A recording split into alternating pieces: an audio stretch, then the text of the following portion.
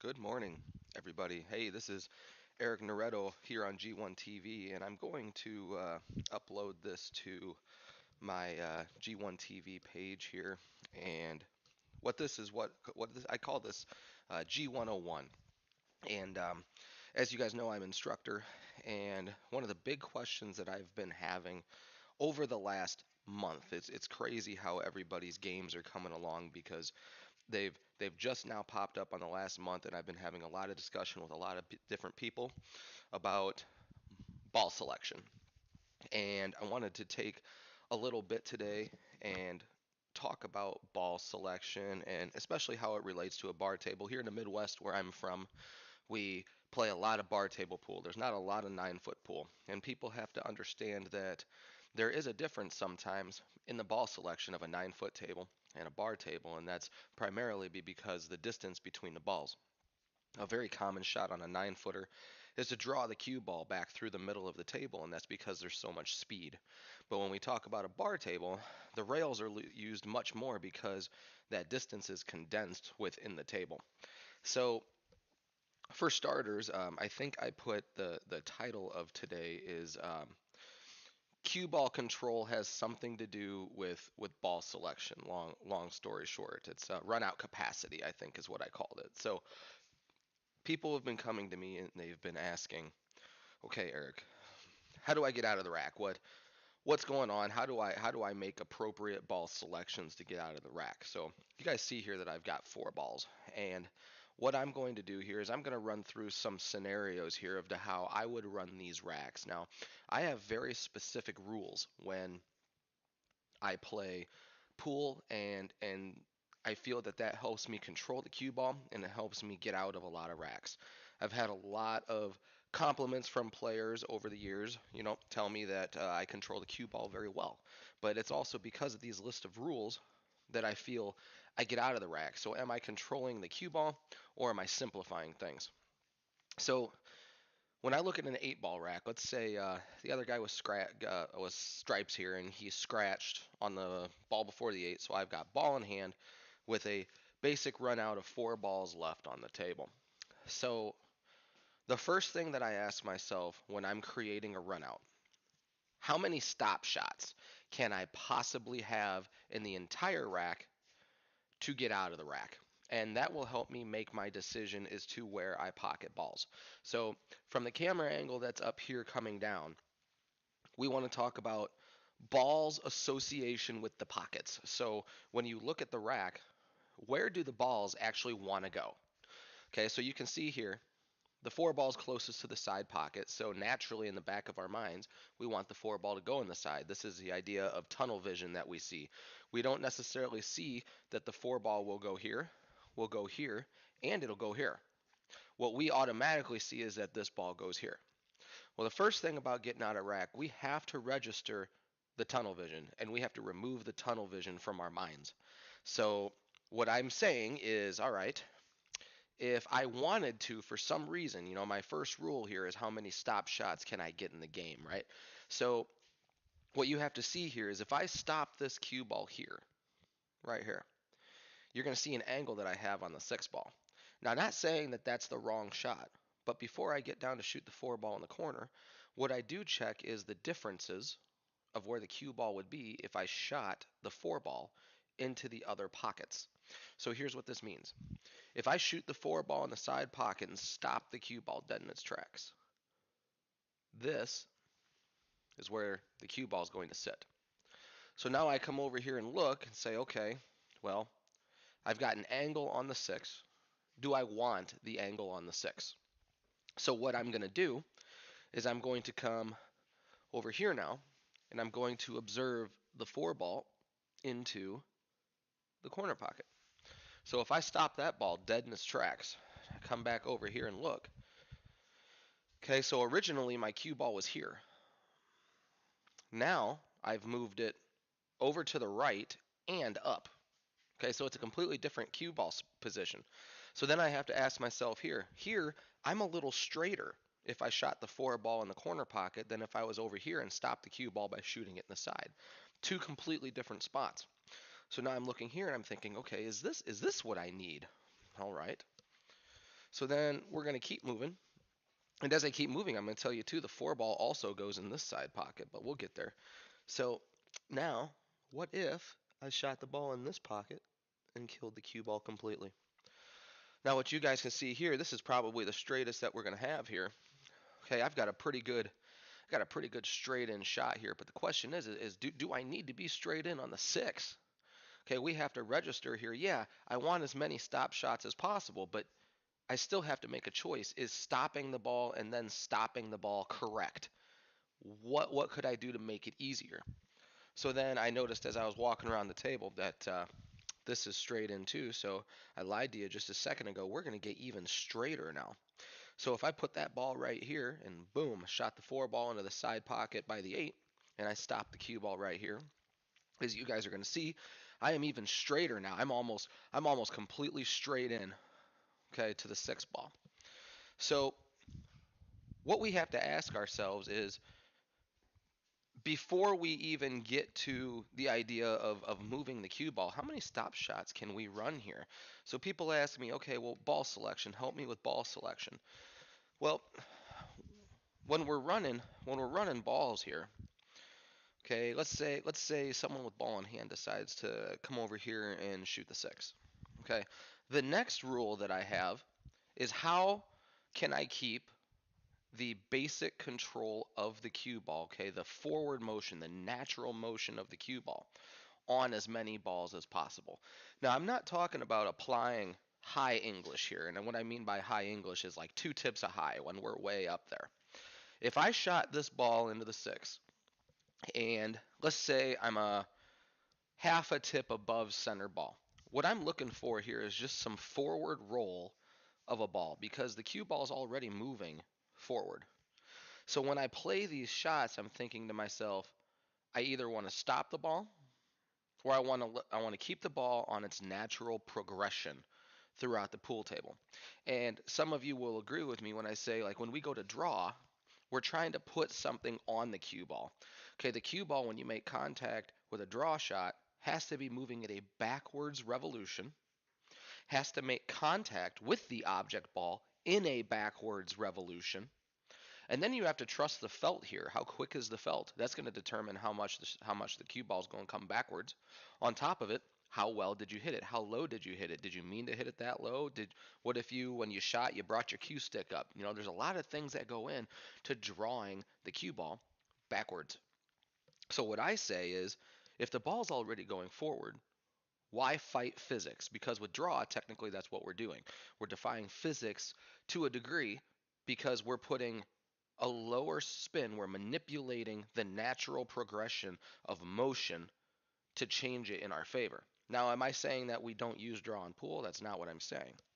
But what I am saying is that if we can avoid it, why not avoid it? Why not changing the course, or why not avoid changing the course of the cue ball?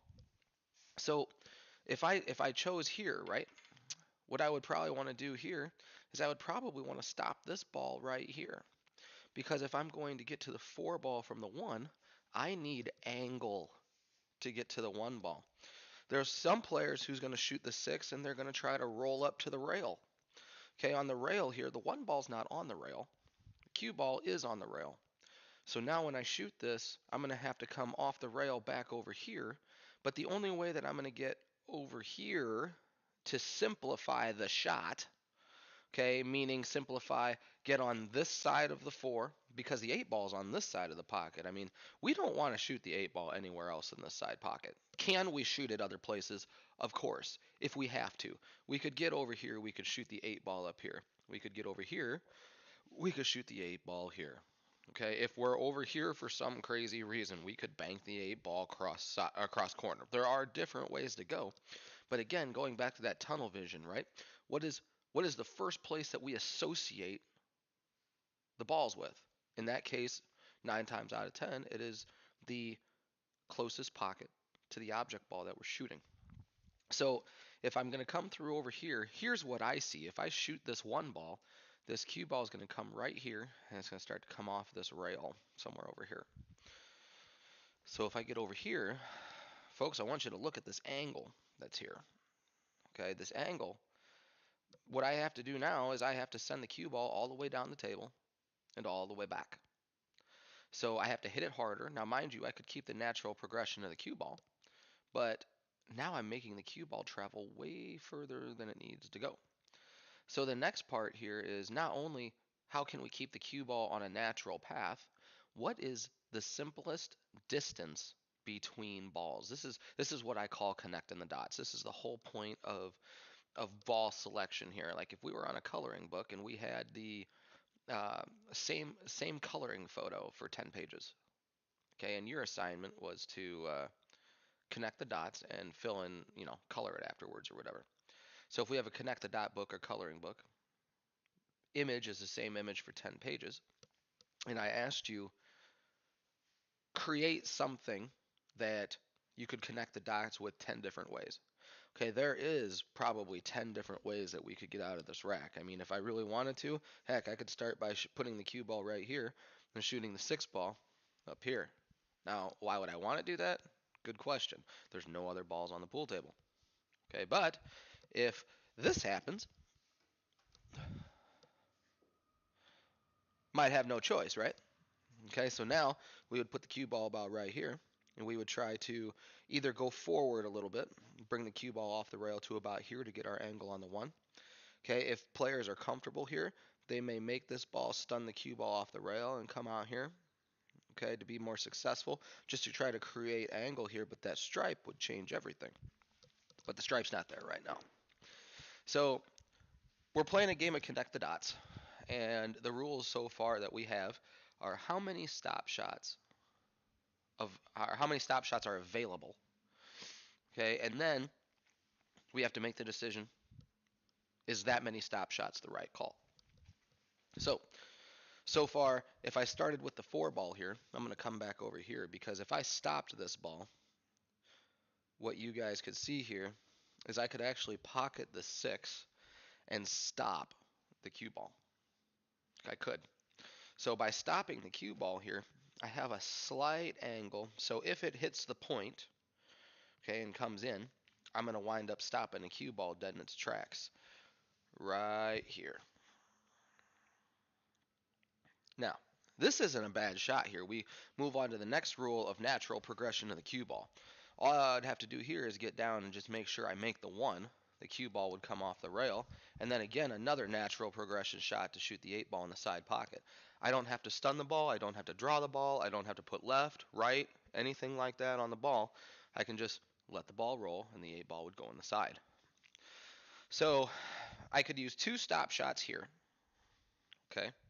But the question we have to ask ourselves now is the second stop shot necessary? And here's why I argue that. What if I hit it into the point and the felt's old?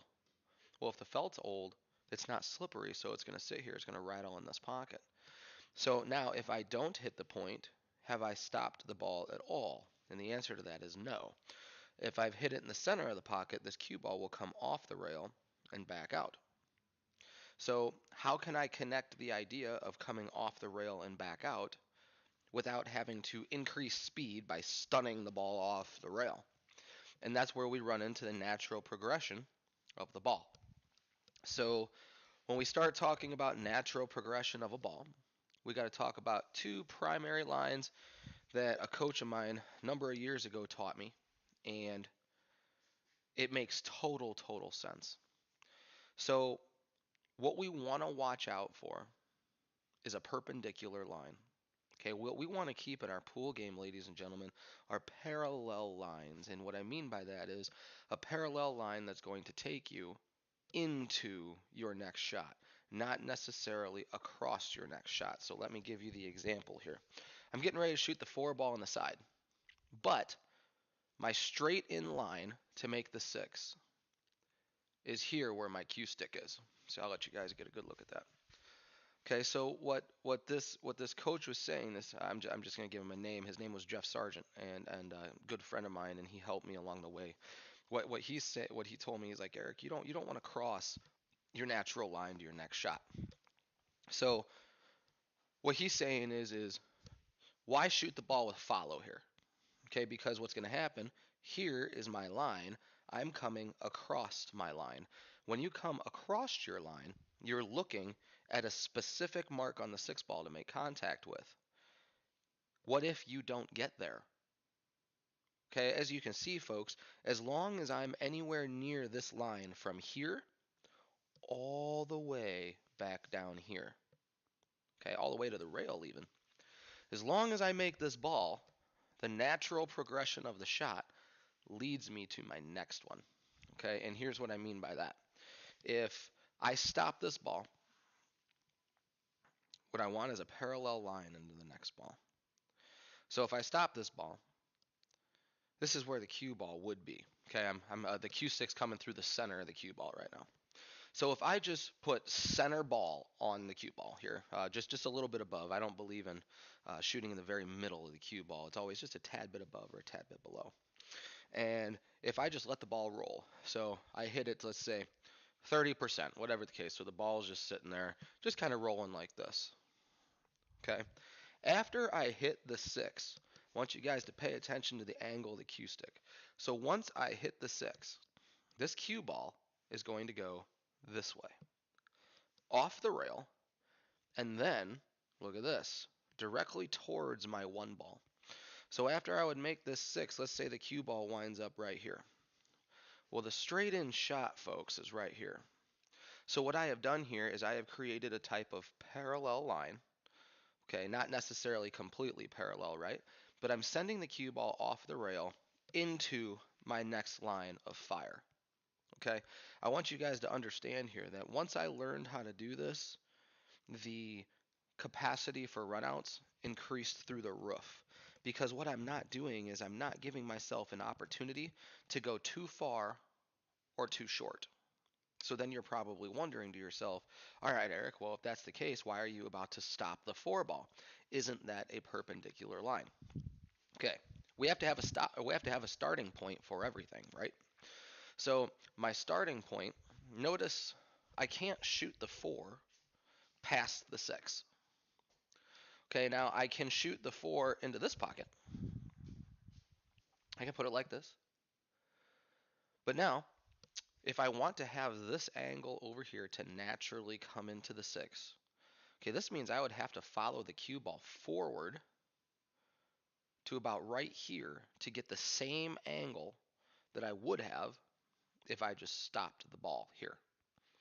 So I'm going to choose to stop the ball because I do believe as many stop shots as you can use, because you're not really doing too much with the cue ball. Boom, it stopped. You're not moving it at all.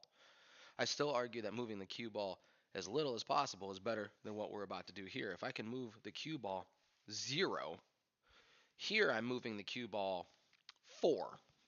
Okay, well, there's a chance I can get out of line if I move it 4, higher anyway, than if I move the cue ball at all.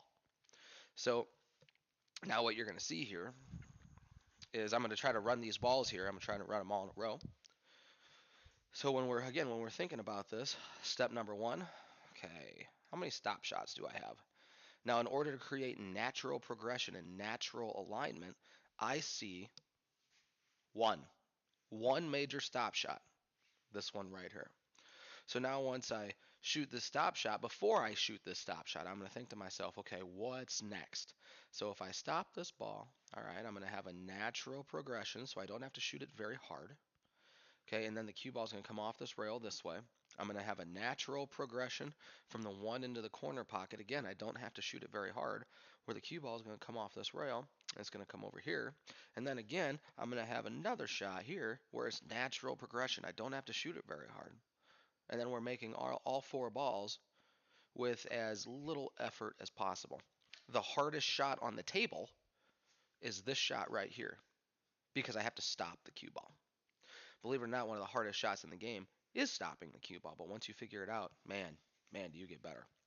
So let's see if this happens here. So I'm going to get down here, and I'm going to try to stop this cue ball right where it sits. Okay, drew back about a tad. We're okay here. Now, I'll tell you right now, if there was a stripe there, I'd be in trouble. You guys got to be able to stop the cue ball. I'm telling you. So now we get here, right? You guys can still see my angle here and kind of what I was saying. Once I shoot the 6 in the corner, this cue ball is going to want to naturally come off this rail, and it's going to want to come towards the 1. So now what I'm going to do here is I'm going to be about a half a tip above center, and I'm just going to make the 6 ball. So cue ball came off the rail real nice. Again, I don't have to do anything here. So now, again, I'm just going to hit this ball real soft. Cue ball is going to come off the rail. Okay, and here's my shot on the 8. Again, now this is where people flip out, right? They start to worry about scratching or whatever. As long as you know how to make the ball. Okay, and another thing that we can do too, I want you guys to see where my cue stick is. See how flat it is? Well, it naturally has high English on the ball because the rail's in the way. Do not dive into the cue ball. Don't jack up like this because then the cue ball has the chance to run over here. Keep your natural line as much as you can. So we'll get down here nice and flat. Roll the 8 ball. Okay, we don't have any issues with that out. Okay, so the 4 balls, I did 1 stop shot, and the other 3 were natural progressions of the ball. Nothing that's overly difficult. Now let's change the scenario a little bit. Let's add a couple balls here. So we'll just kind of toss them out here and kind of see where we get. So I've added 1 more ball, and here's a layout that we're going to start talking about. So when we start talking about your cue ball control, okay, we start talking about runouts. If you're going to run balls, you have to have the cue ball control to get out of the rack. So if I tell you to go, I don't know, 2, 5, 4, 6, 8.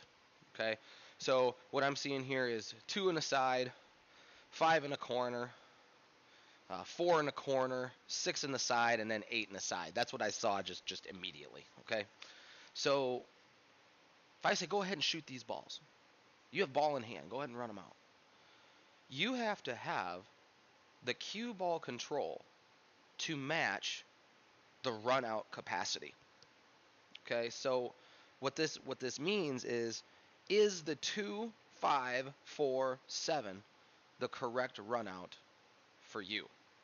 Okay, now I will argue if this was the correct run out, anybody from, I would say, high open level all the way to pros would probably shoot this the exact same way. But if you are an amateur player looking to get better, okay, what is the highest percentage here that you have to get out of the rack? And I'm not talking about doing what's comfortable.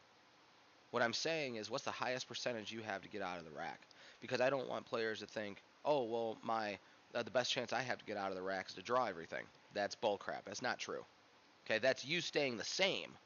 We want you to improve. We want you to understand how this thing is supposed to work, because every time we draw a ball, okay, we are changing how it's supposed to work. It doesn't matter how good we are at drawing the ball or not.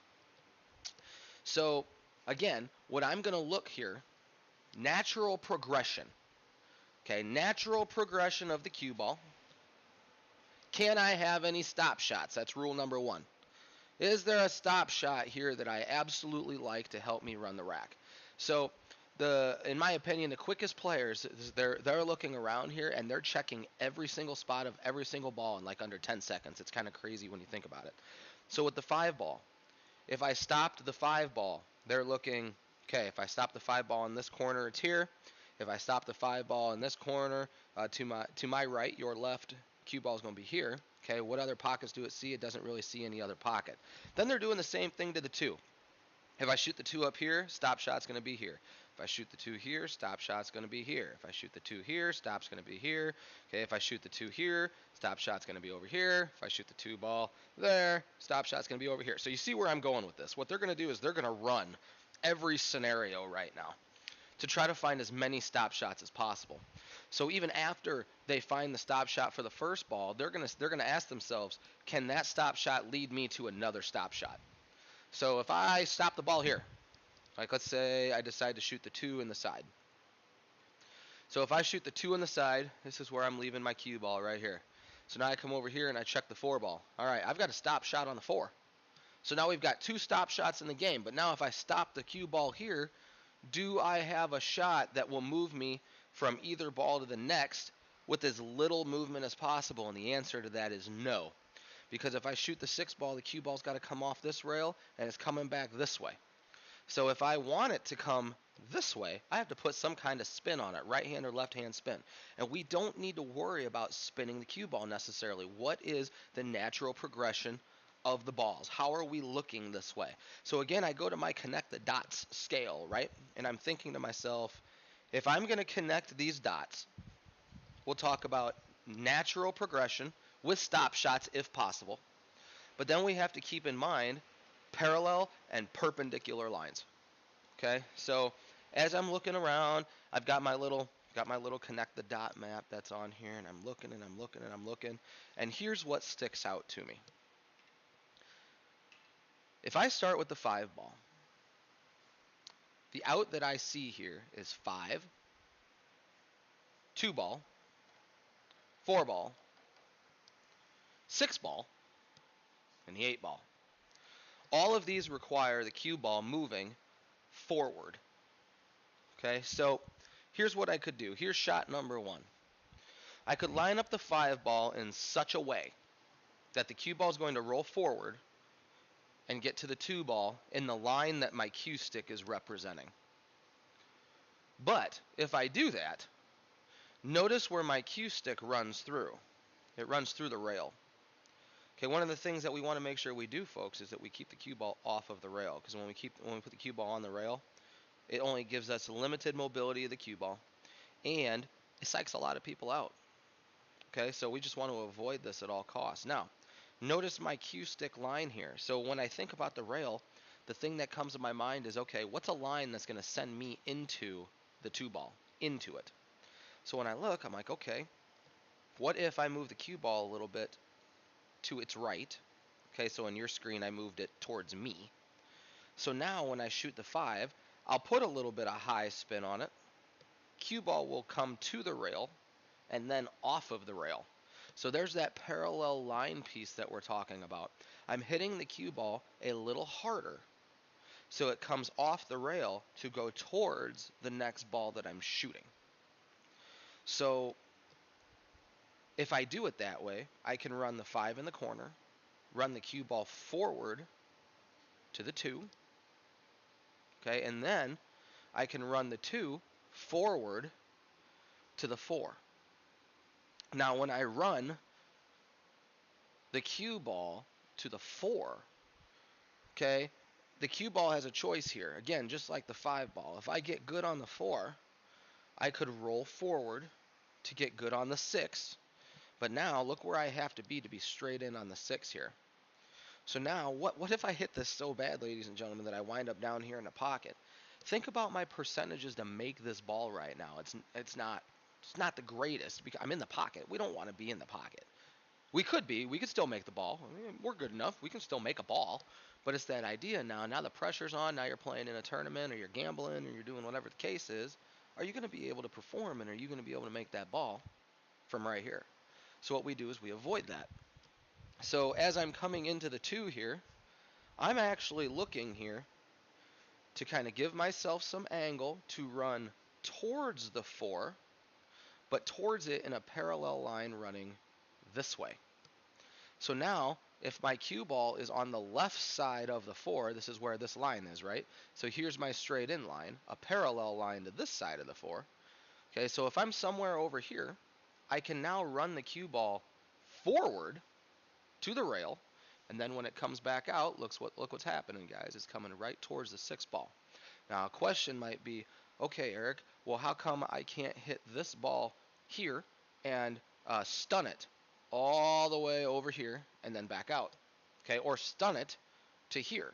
Isn't that a better option? And here's my argument.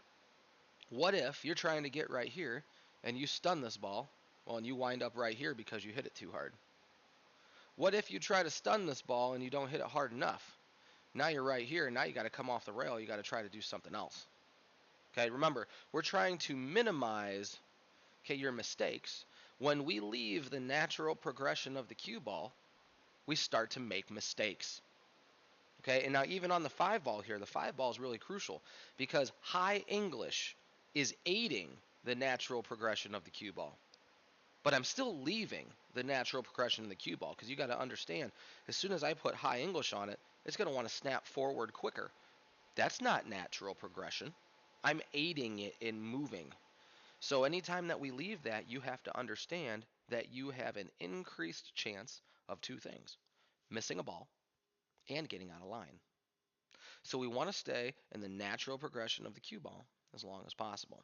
So now, if I've got ball in hand here, I'm going to attempt to run these out in the way that I just told you. So what I'm going to do here is I'm going to take the cue ball. I'm going to give myself a little angle. The cue ball is about a third of the 5 ball this way. So when I hit it, that cue ball is going to come off this rail up here. So let's see what we get.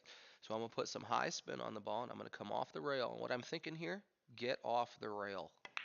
Get off it. Okay? So now that I'm off it, okay, now here's something that I'm talking about. Here's my natural straight in line.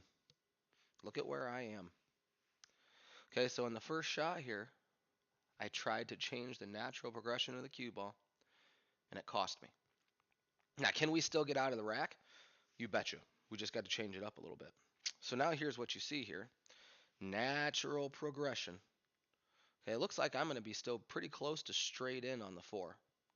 So what I'm going to have to do here is I'm going to have to try to either stay on this side of the 4 in a parallel line this way, or get past the 4 ball over here. So what if I get it over here? Well, now I'm looking at shooting the cue ball into the 4 and coming off of the rail over here. Because if this is my natural shot, if the cue ball is anywhere in this line, if I get the cue ball in a parallel line, okay, so let's say my cue ball here is the ring of my handle. So what I'm saying is this parallel line would change the cue ball. Watch the ring of my handle. If I change a parallel line to your left, okay, I came in at a parallel angle, but now the cue ball is over here. If the cue ball is over here, now I can use this rail to come off this rail back over here. So when I'm looking here, thinking to myself, all right, what I'm going to do, this is what I call taking what God gave you. So sometimes it's just the best to see what happens. Rule number 1 of all time, make the ball. You got to make the ball, right? So what I'm going to do here is I'm going to keep that natural progression, and I'm just going to pocket the 2. See where I'm going. Okay, so now that I'm here, all right, check this out. I'm straight in. So this is no good. Okay, we didn't want to be straight in. So now instead of going 6 ball to this side pocket and then 8 ball to this side pocket, this is where we got to change things up a bit. This is where the ball selection doesn't necessarily change as much as the cue ball positioning is going to have to change. We have to change pockets, not necessarily balls. So when we change pockets, what we're looking at is which ball do we need to change. Now here, I can still get down here, and you guys all agree that I can shoot the 6 ball in the side pocket. So the 6 ball is not the pocket that I need to change. It's the 8 ball. So what are we going to do to make sure that we have a decent shot to put the 8 ball somewhere? So first thing that we got to do here, how bad can we get to where the 8 ball still goes in the side? Here is the straight in shot for the 8 ball into the side pocket. Now if I were to somehow get the cue ball where the 6 is, about right here, I'm still comfortable with this shot. But are you? That's the big question. If I still get over here now, I'm still comfortable with shooting the 8 ball in the side pocket. But again, are you? Okay, so this is the decision that you have to go into. I'm not saying still try to leave the 8 for the side pocket. But what I am saying is now is the time where you have to increase your chances of getting out of the rack and beating your opponent. So what I'm going to do here is I'm actually going to roll the cue ball forward a little bit. I'm not going to get all the way here. I'm going to get about right here. Okay, and that's my goal, is to get through here. Because now what I'm going to do is I'm going to shoot the 6 ball into the side, and I'm going to see that natural progression of the cue ball take me to about right here. I'm still planning to shoot the 8 ball in the side pocket. Okay, now if I don't get good, we got to have a secondary shot. So let's say I'm assuming, let's just say that I don't get there, because I'm not going to hit this very hard. So now I'm stuck here, right? So I'm stuck with a tougher angle. So now what I'm going to do is I could work a couple different ways. I can come off this rail, off of this rail, off of this rail. Okay, I can shoot it in the side doing that. I can come off this rail this way, but Eric, your perpendicular lines. Rule number 1, make the ball. At the end of the day, we want parallel lines. I'm going to sit here and tell you guys there isn't any way that you're ever going to escape all perpendicular lines. It's not going to happen. So, like right now, I'm going to shoot the 4 ball here, and this is a prime example of not getting there. Here's my parallel line to the 6. Okay, I'm running towards it while I'm running in a perpendicular fashion. Okay, I'm straight in. I got no choice. You're never going to avoid all perpendicular lines. But again, this is where your cue ball control equals your runout capacity. Can you control the cue ball well enough to get out of the rack? Okay, so what I'm going to do here is I'm going to still keep that natural progression here. I'm just going to roll the 4 ball in the pocket. So the 4 ball rolled in the pocket. Now we come over here and we check the 6. All right, so if I roll this ball here, I'm going to get the 6 ball about right here. Okay, so now I'm going to come over here and I'm going to check. Do I want to shoot the 8 ball off the rail? Okay, and that's a big one you got to take into consideration too, off the rail into the side pocket. Well, earlier, when I talked to you about the 5 ball up here going from the 5 to, I believe it was the 2 ball. Okay, so going from the 5 to the 2, well, we didn't want to be on the rail here. Why? Because it decreases your chances of making the ball because you don't have as much of the cue ball to work with. So your secondary shot here now, how do we stay within the cue ball to make sure that we're still pocketing balls and being successful? So what I mean by that is, what's the route here where you don't have to put left or right on the ball? Okay, stay within the center axis. And what the center axis is the center of the cue ball as high as you can go and as low as you can go. Because regardless of how high you are, that ball is having one straight movement, okay? It's having one straight movement this way. Okay, when we are on the bottom part of the ball, we still have one straight movement that is going this way. As soon as we put right hand spin or left hand spin on the ball, this happens. And when this happens, or this happens, now we have to worry about this ball getting thrown into different areas. We even have to worry about it with high and low, but not near as much as we do with right and left. So what I'm going to do is I'm going to change my scenario here. I ask myself, if I put high on this ball and I hit it, okay, where can I put the 8 ball if I hit it comfortably, like I let my stroke out a little bit, hit it off the rail, just with high, where's it going to go? So I'm going to try to put the 8 ball in this side pocket right here. All I'm going to do is I'm going to put high on the ball, but I'm going to increase my speed a little bit. So watch where the cue ball goes here. Increase in speed. I'm about a tip and a half of high English. Okay, you guys see that? So I didn't have to put right hand spin on it. I didn't have to put left hand spin on it. I was able to stay in the center axis of the ball and still create a chance for me to get out. So now the 8 ball is going to go in this side pocket. So now we can still keep that natural progression. Now we're out of rack number 2 here.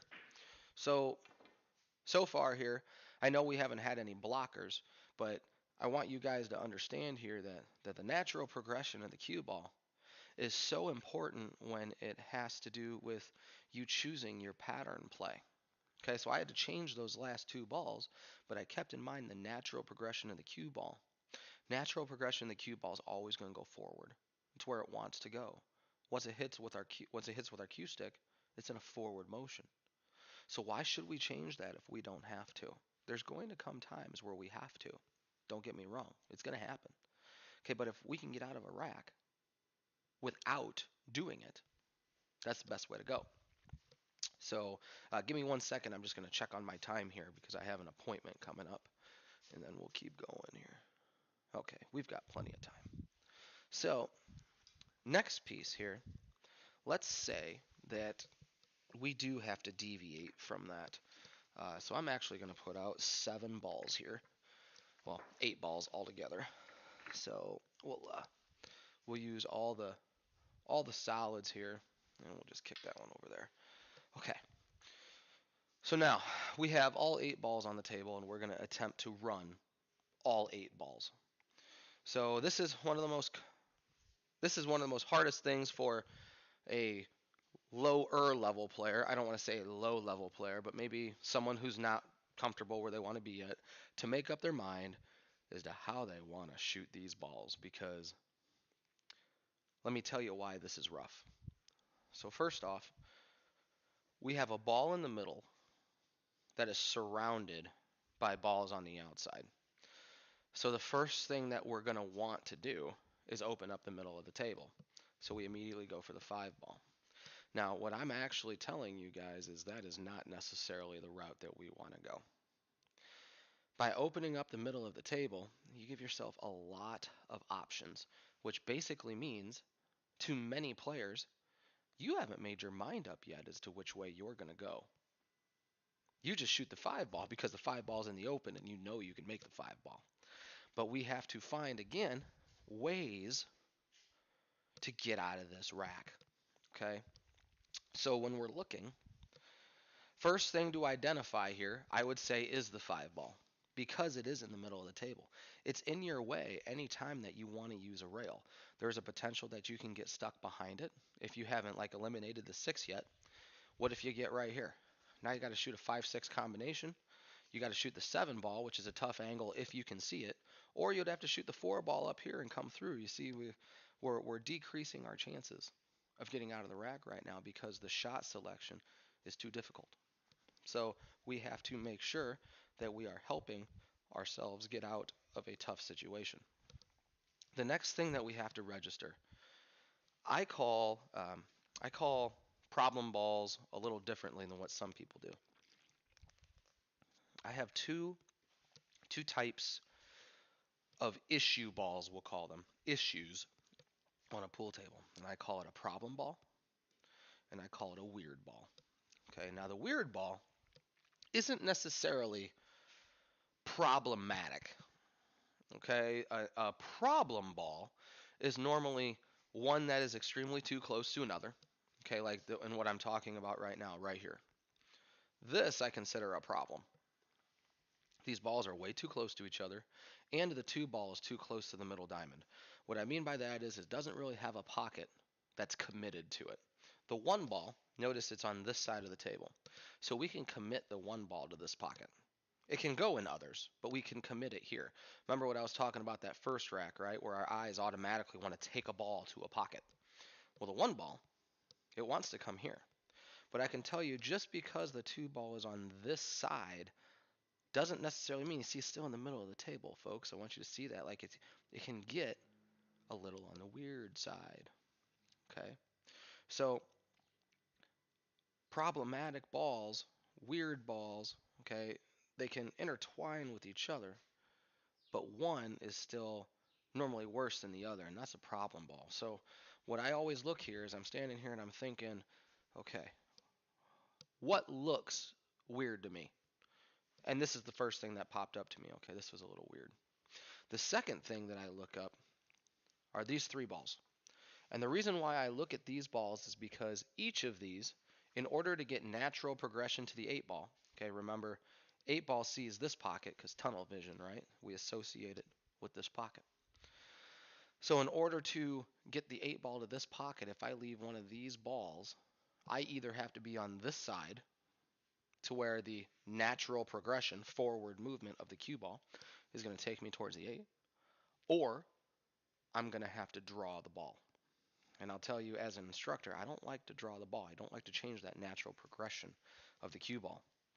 So what I see here is 1 problem, 2 problems, and a weird ball. Now, there are many players out there who are like, bro, there's no problems on this table whatsoever. Well, that means you're too good and I'm not talking to you right now. Okay? But we have to understand here, you guys have to learn, how am I going to run the ball? How am I going to run these balls to keep natural progression to try to make as many as possible, if not win the game? So what I want you to realize is that this 4-ball sees this pocket and this pocket very cleanly. The 6-ball sees that pocket very cleanly. The 7-ball sees that pocket very cleanly. So because these balls see these pockets very cleanly, we leave them alone. Okay, the ones that we need to get rid of is where the cue ball is going to be difficult to get into. Okay, so if I have ball in hand here, what I want to do here, I just want you guys to see, if I get right here, the one ball is kind of weird, making it here. We can make it, but you know, if I'm right-handed, I got to do this, and even if I'm left-handed, right, it's a stretch over the pool table like this, right? So we're in a bad spot. Now, if I shoot the two ball, once I make the two ball is going to want to come off the rail, and it's going to want to come all the way down here. Okay, well, I would argue that if we're trying to shoot the two ball, the next ball that we're trying to play is the one. Okay, before we make any decisions to change that, we would normally see the two ball running into the one. So if that's the case, we put that cue ball here. The reason why we start here is because it's difficult to move the cue ball here. Okay, so we open it up. We remove a ball. So we can go here. We can go here and shoot the one ball. The reason why I don't like to shoot the one ball is because we are shooting over the two ball. So let's say here, I've decided per se that the two ball is going to be my first ball. Let's just say. So if I decide that the two ball is going to be my first ball, if the two ball is my first ball, I have to find a pocket for the eight ball. And you guys all know that I'm going to try to shoot this eight ball in this pocket.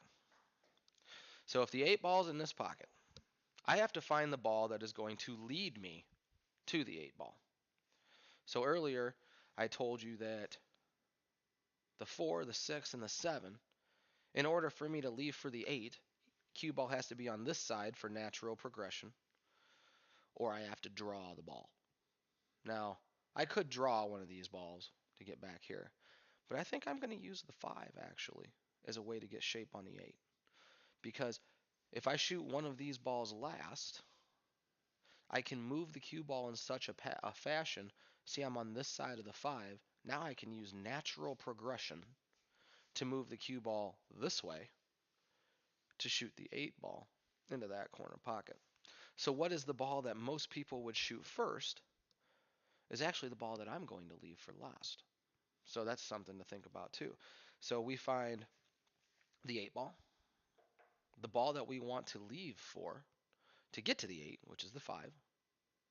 Okay, then I'm going to jump to the problem one. What's the first ball that I need to get out of the way? So I've picked the last ball, the ball before the 8, and then I'm going to jump to the first ball. Okay, I'm sure some of you who are going to be watching this have heard the rule of think 3 balls ahead. Well, 3 balls ahead is the first 3 balls at the table. For an example, let's say 2 here, 1 here, come off the rail and shoot the 3 ball over here. That's 3 balls ahead, right? But what coaches don't tell you is every time that you make a ball, you have to add a ball. So with that being said, if the first 3 balls that I'm going to shoot here are 2, 1, and 3. Once I make the 2 ball, I have to stop. If I don't stop, I'm going to get confused and I'm going to wind up leaving myself in a bad spot. So now after I make the 2 and I get my shape on the 1, I'm going to go from the 1 to the 3. But what comes after the 3? Good question. So now we start to come after the 3. Well, the 3 ball's over here somewhere.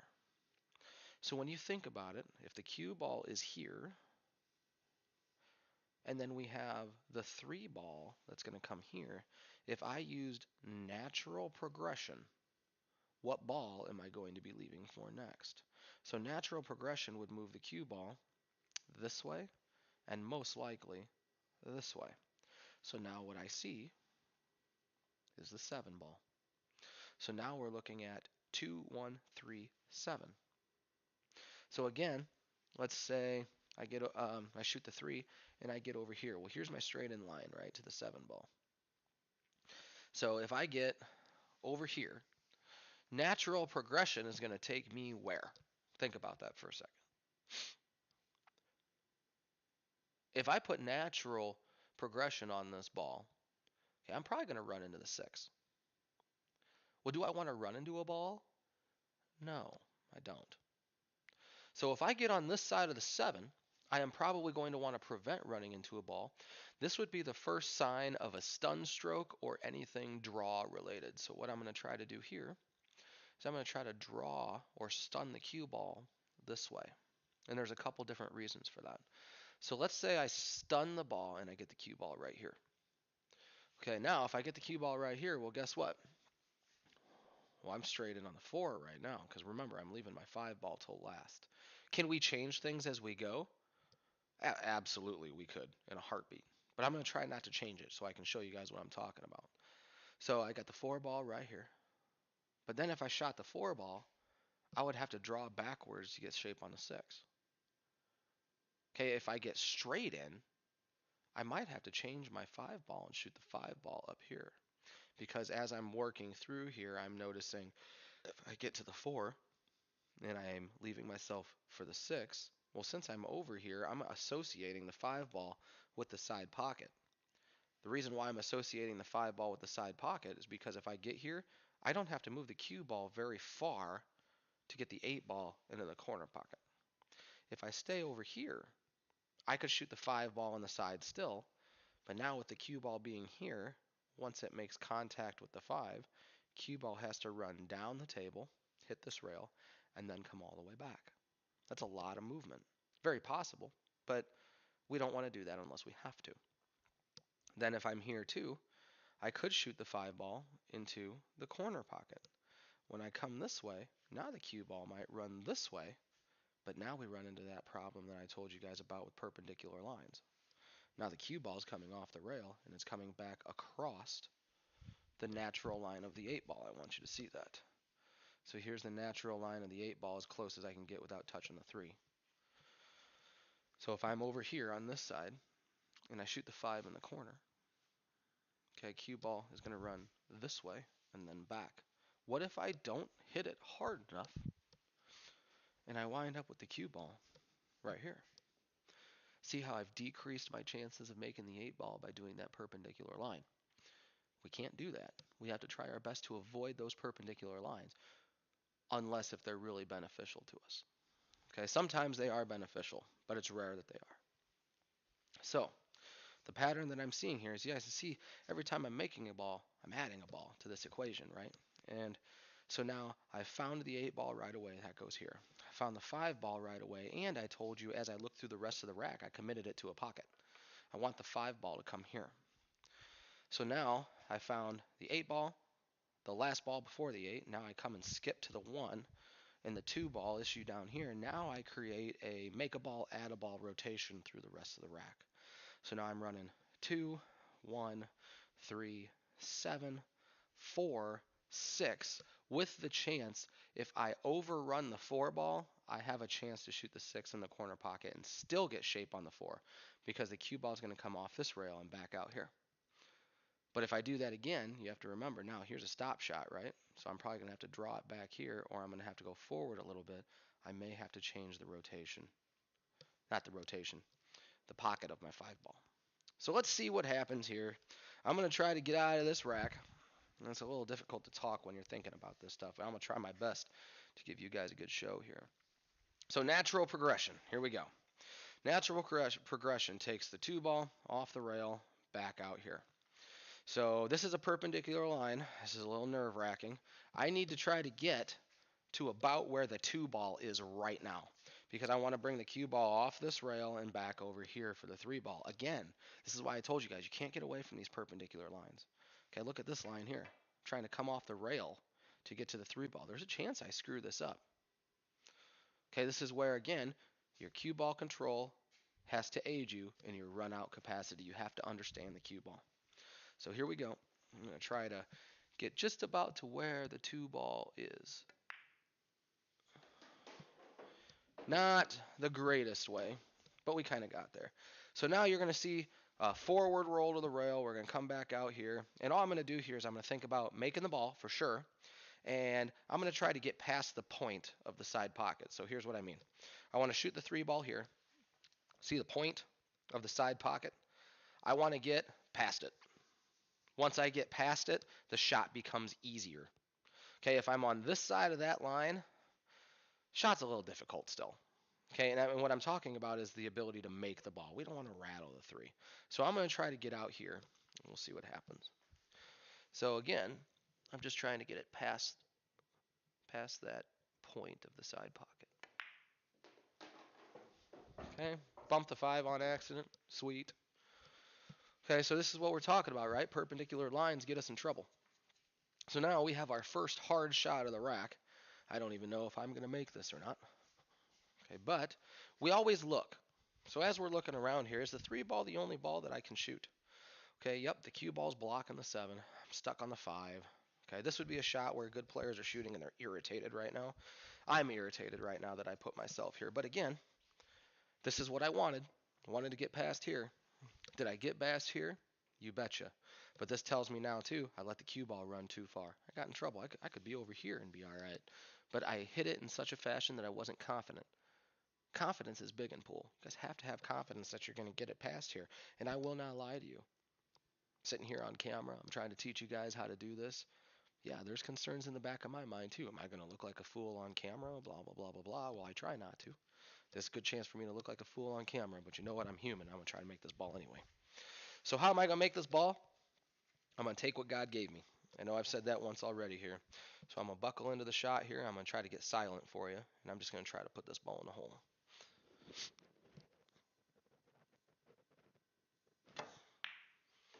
Okay, so key ball come off the rail. Notice how I played the rail, guys. If I hit it too soft, what happens? Ball gets stuck on the rail.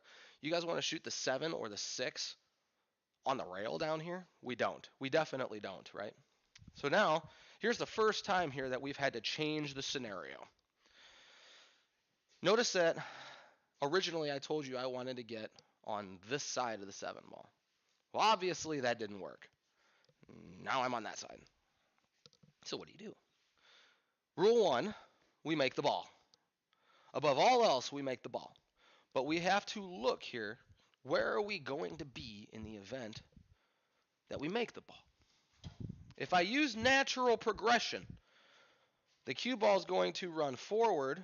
There is a chance that I could shoot the 6 ball in that corner pocket. But do I want to be on the rail? And does being over here shooting the 6 ball into that corner pocket make the rack really any easier? And I would say it could, but it depends if I'm on the rail or not. So most players here, they're going to avoid leaving themselves on the rail. This is going to be a shot that they are going to shoot here with some low spin, and they're going to come off the rail and they're going to come back out. So remember earlier when I said about changing things, there might be a chance that we have to change some things. We might have to eliminate the 5 on the side. Okay, I might have to shoot that right now. I might have to shoot it after the 7. I don't know. We're going to find out. Okay? So what I'm going to do here, I'm going to try to keep this going for you guys. I'm going to lift this piece up. When I lift this piece up, I'm going to go on mute. It's just when I get down, it's kind of in my way, so I'm just going to eliminate it here. So I'm going to put some draw on this ball. Not really any left, just draw. What I'm trying to do is pull the cue ball here and pull it off the rail back this way. Let's see if I can make a nice shot. Here we go.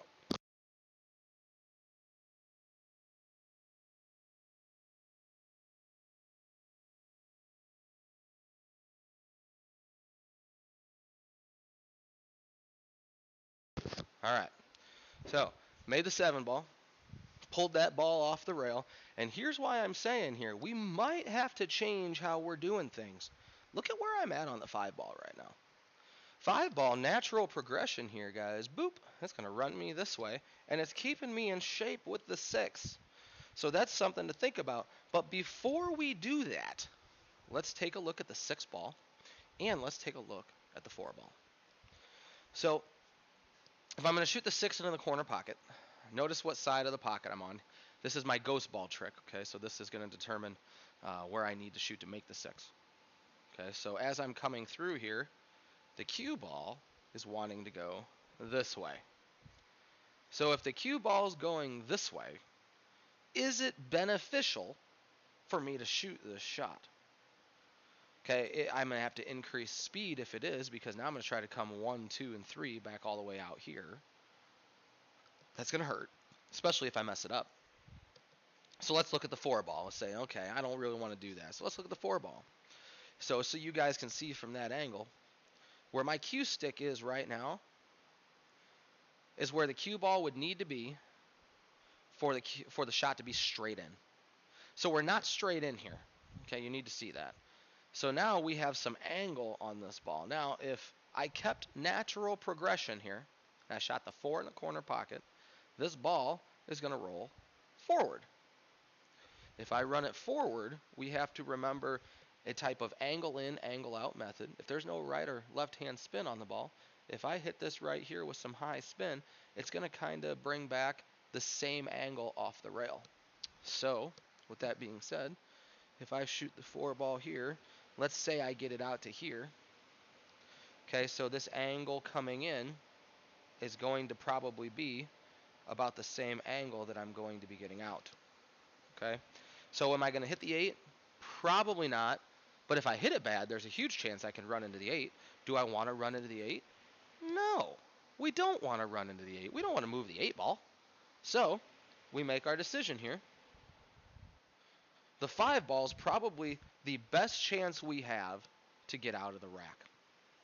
So now we look. We don't necessarily want to get straight in on the 6. We could. We could get straight in on the 6. But then we would have to call for a straight draw shot. Okay, and we would have to get either right here or right here. The further that stays here, it gets difficult to make the 4. The further out that we get, more difficult it is to make the 4. So we take our time here and we try to create the best angle that we can. But what's rule number 1? Make the ball. Make the ball. So what I'm going to do here, I am just going to roll this ball and just take whatever I've got left. So then, when I come to here, here we are. The one thing that I didn't want, I'm straight in on a 6. Okay? And now I got to come with a shot. So out of all these shots here, I've had to draw the ball 2 times. And I told you guys from the beginning, we're not going to get away from drawing the ball. It's not going to happen. You're going to have to do it eventually. FYI, we all suck at some point. It's going to happen. So now what we got to do now is we got to come with a nice shot. Okay, so here's what I tell people. It is best to go too far than not far enough. Okay, and that's another one of my golden rules that I have, and I'll tell you why. How many times have you hit a ball too soft and got stuck behind a ball? Okay, it happens all the time. Okay, but if we hit it too hard, let's say I'm trying to get right here. Okay, let's say there's a ball here. If I don't hit that ball hard enough, now I'm stuck behind a ball. How mad are you that you just got stuck behind a ball? Okay, you're irritated. Now, what I can argue is if I go past my line and I get stuck behind a ball, at least I gave myself a chance to get to my line. At least I gave myself an opportunity to get out of the rack. If I hit it too soft, chances are I don't have an opportunity to get out of the rack at all. So what I'm going to do here, I'm going to try to hit this with a little bit of love. Again, the minimum that I want to be, here's my straight in line. I'll leave this here. Okay, so the minimum, the minimum that I want to be is about right here, about a ball's width from my line. Okay, the maximum that I really want to be is about a ball on the other side of the line. So as you guys can see here, here are my 2 spots. I have to have control of this cue ball. So again, I'm going to tell you, cue ball control equals your run out capacity. Okay? So let's see if I can make the magic happen. Let's see how well I'm shooting today. Again, I'm going to lift this thing up above on my ear here because it kind of gets in my way. So I'm going to try to make a nice shot here. So here we go.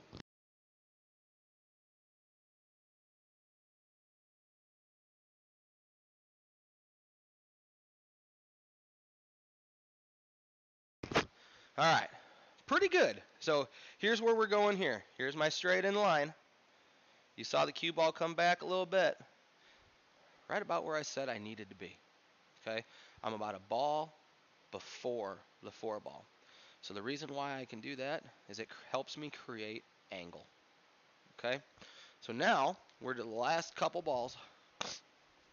Here's where the golden rule really kicks in, guys. This is the last spot you want to be to miss a ball. Okay, so this is where we take a deep breath. Now you got to make your mind up here.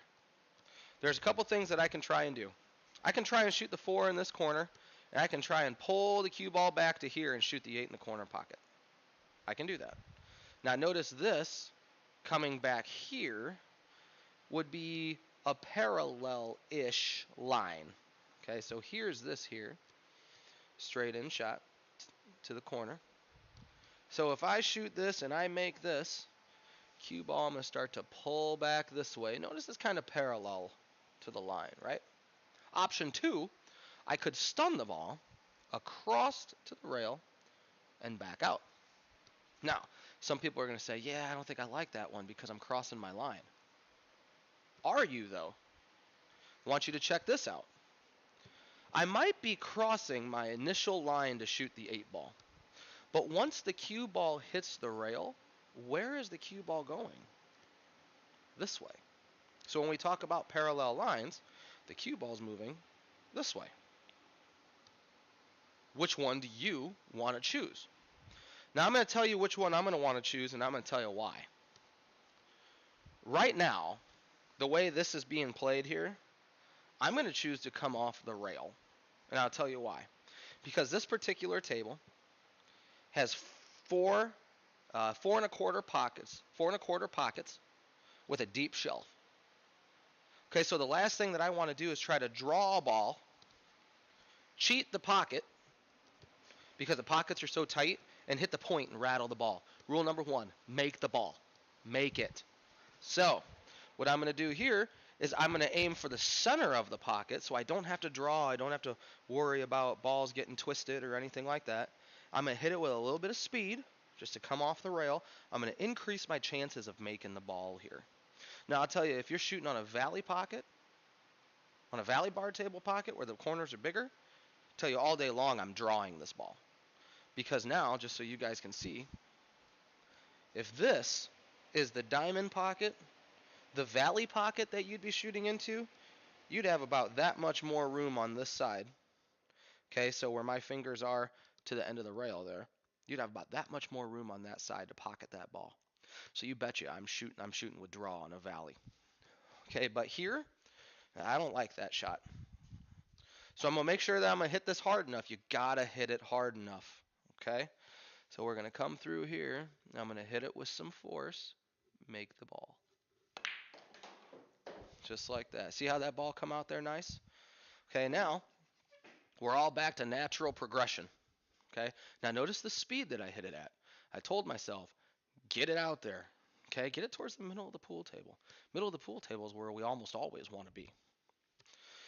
So now, same deal here. I got the 8 ball in this corner pocket. Take your time because you just ran somewhat of a difficult rack. You got out of line a couple times. Now it's time for you to settle in and realize the first 7, they were the hardest. Here I have a shot that I'm supposed to make 100% of the time. There's no reason why I should miss this ball. So we go into it, take a deep breath, and make sure that we make the ball. Okay, so we're going to come into here. Natural progression of the cue ball. Not high, just above center ball.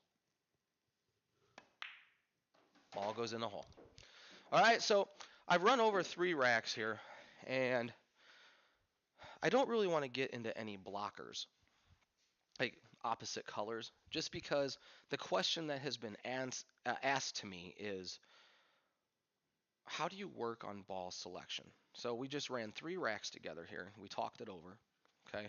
And what I want you guys to understand is that your cue ball control equals your run out capacity, okay? So the moral of the story, watching me play, talking about this stuff here, ladies and gentlemen, you have to learn a little bit about the cue ball if you're going to decide to run balls. You have to know where the cue ball is going to go. You have to know how it works, okay? Even on the draw shots here, I didn't necessarily tell you how much draw to put on the ball, but I knew how it worked. Okay, so these are the things that you're going to want to work on. Not necessarily picking your runouts, because your runouts are dependent on how much knowledge you have of this ball right here. So what I would tell you to do is set up some shots. And this is what I tell people all the time when we start talking about English and things of that nature. Let's say I want you to notice the point here. I'm going to put this ball on this diamond, but I'm only going to put it to where the center of the 8 ball is in line with the point. Okay, so that's what you see there. Now I'm going to take the cue ball and I'm going to put it on a diamond out in the exact same spot as the 8. So now you see I have both balls here. Move this just a tad. Both balls here running through the center of this point. Okay? So now what you're going to see work. So what I'm going to do here, I'm going to start off in the center. Medium stroke, nothing that's really hard. What you guys need to learn how to do is learn how this cue ball moves. So now watch this. I'm just above center ball, and I'm just going to make it with a medium stroke. Okay, now I want you to notice where the cue ball goes here, right? So now if I set up the same shot over again, okay, we'll put a piece of chalk where the cue ball went here.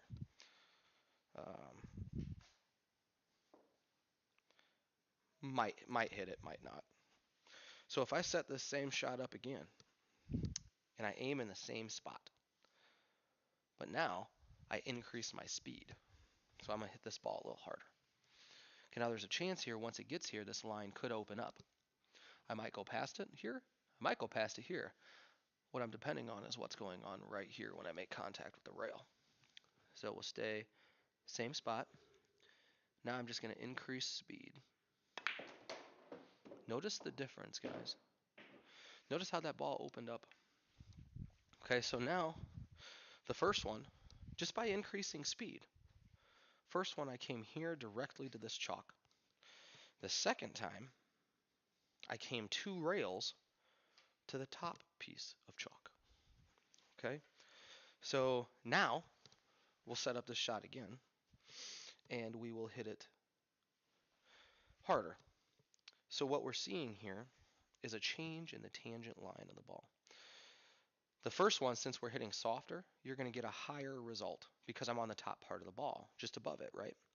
The harder that I hit it, this line, the tangent line, which is the line with no spin, no rotation that the cue ball is going to take, okay? I'm going to get closer to, let's see, the tangent line would be about here.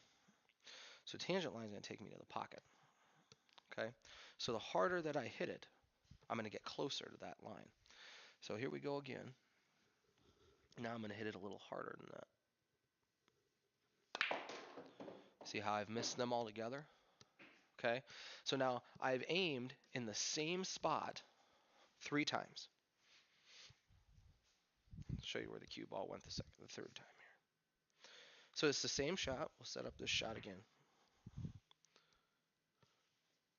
So I've shot the same shot in the same spot on the cue ball 3 times. All I've done is increase speed, each time getting harder. The first time, the cue ball went off the rail, 1 rail, to this piece of chalk. The second time that I hit it, the cue ball branched out a little further, went to this rail, and then came out to this piece of chalk. Now the third time I hit it harder than that, it branched out further, came to this rail, past those 2 pieces of chalk, hit this rail, and then bounced out to here. So you guys have to learn how the cue ball works. See, I haven't put right or left hand spin on the ball. We commonly go to right or left hand spin to aid us, but we use left or right hand spin most of the time because we don't know what the center part of the ball is going to do for us. All I'm using here is natural progression. So going back to originally when I'd made the comment at the beginning of the video where some players are like, yeah, you control the cue ball really well. I control the cue ball because I try my best to stay in the center part of the ball and I change speeds. It's just what it is. So something for you guys to work on. This is kind of a drill that I'm leaving you with. If you want to explore, I'll show you a couple shots with outside spin. Outside spin in this case would be right hand spin. And that's because you have a cut line. Outside spin is the outside of that cut line. So this is, if the ball were straight in, notice I'm cutting the ball to the left. So now that means that outside spin is right hand spin because you're to the outside of the cut line. So now I'll do the same thing here. I'm going to shoot this ball the very first speed that I did, but instead of staying in the middle of the ball, I'm going to go out a tip of right hand spins, so you'll notice the differences. So the first one went off this rail, and I believe it hit right around here. Okay, so now I'm going to apply that right hand spin. I'm about to tip out, but I'm still in the same area of center ball. So watch what happens. Same stroke. 1, 2. So here's where it hit the first time. So now the right hand spin with the first stroke that I did in the first set mimicked the second shot that I did in the first set. It hit 1, 2, and it came back out. So now if I do that shot again, all I'm going to do, guys, is I'm going to increase the speed of the shot. So now I'm going to aim in the same spot with that tip of right, and then I'm going to hit it a little harder than I did the last time. Now look at this. Okay, so the first time with the same speed, I got 1, 2, and the cue ball sat about right here. Now with the right hand spin, look at the extra length that I got. I got a whole entire diamond, and I got about 4 foot out of that. Okay, and then the last one, same deal. I'm going to stay in the same spots. All I'm going to do is I'm going to increase the speed to the same speed that I did the third time in the first set. So here I am in the center, and there's the tip of right hand spin. Get through the cue ball. Look at all that. So 1, 2, 3. See how this line is shortened? It's because the harder that I hit it, the longer it stayed on my tangent line. And then that right snaps up higher, and as a result, it comes shorter. So there's 6 shots, 3 without center ball, or 3 with center ball, and then 3 with the addition of right. See how it's getting me in all different areas of the table. You guys have to learn how to move the cue ball if you're going to increase your run out capacity. So I'm going to challenge you to take this shot home with you onto your own pool table, your own pool hall. And I want you to set this up at home or in your own pool room. And I would say you take about a half hour, okay, and you work on the center axis of the ball. So you're going to start just with a half a tip of high, okay, and then shoot different speeds for a little while. Shoot about 10 shots with different speeds and just notice how they're going. Try to get consistent. Try to duplicate the speed over and over again. Then once you do that about 10, 15 times, go to draw. But explore the whole thing. Just a half a tip, a full tip, a tip and a half of high English, so you can see the differences. Because when you start to understand how the cue ball is going to move, when you have all of these balls sitting here, you're going to be able to make better decisions because you know how to move your cue ball for the first time. It's tough to pick out a dotted line when you don't know how to control the pencil. Okay, so make sure that you're working to control the pencil, and the runouts will come easier. So I appreciate everybody taking the time to watch this. And if you have any more questions, go ahead and look me up on Facebook. Uh, G1, Eric Noretto, Billiards Instructor. Send me a line. Maybe we can hook up and talk more about it.